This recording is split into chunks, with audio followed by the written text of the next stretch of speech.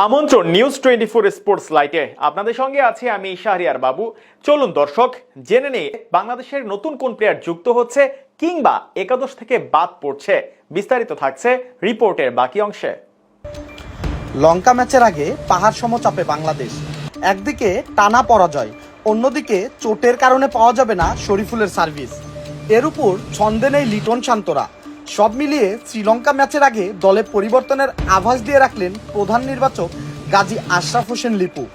বৃহস্পতিবার 6 জুন ডালাসে বাংলাদেশ দলের অনুশীলন শেষে গণমাধ্যমের সঙ্গে কথা বলেন প্রধান নির্বাচক। শরীফুলের চোটের পাশাপাশি ব্যাটারদের অফ ফর্ম নিয়ে কথা বলেন তিনি। শরীফুলের চোট প্রসঙ্গে প্রধান নির্বাচক বলেন, যুক্তরাষ্ট্রে আসার আগে থেকেই চোট একটা বড় চিন্তার কারণ, আর যুক্তরাষ্ট্রে আসার পর শরীফুলের চোট নিয়ে আমরা বেশ দুশ্চিন্তায়। তার রিকভারি কতটা হয়েছে সেটা জানতে আরও কিছুদিন সময় লাগবে, তবে আশার খবর তাসকিন আজকে যে বোলিং করেছেন তাতে সে খেলবে বলেই আশাবাদী। শরীফুলের বদলি হিসেবে কে যুক্ত হতে পারেন এমন প্রশ্নে লিপু বলেন, আপনারা জানেন আমরা স্কোয়াডের সঙ্গে একজন বাড়তি পেসার রেখেছি, কিন্তু আমরা শরীফুলকে পেতে আগ্রহী, তাই আমাদের আরও কিছুদিন অপেক্ষা করতে হবে। আসলে সব নির্ভর করছে এই টুর্নামেন্টে আমরা কতদূর যেতে পারবো তার উপর।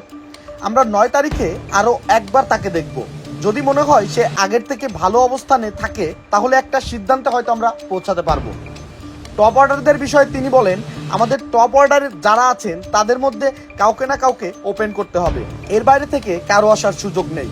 তাদের ছন্দে ফেরাতে যা করা দরকার সেটা কিন্তু কোচরা করছেন, নিশ্চয় সেরা কম্বিনেশনকে বেছে নেওয়া হবে। যেহেতু তাসকিনকে আমরা ফেরত পাচ্ছি সেটা আমাদের জন্য কিছুটা স্বস্তির। দল কেমন হবে সেটা নিয়ে আলোচনা হয়েছে, তবে আমরা এখনই বলতে চাইছি না কিছু।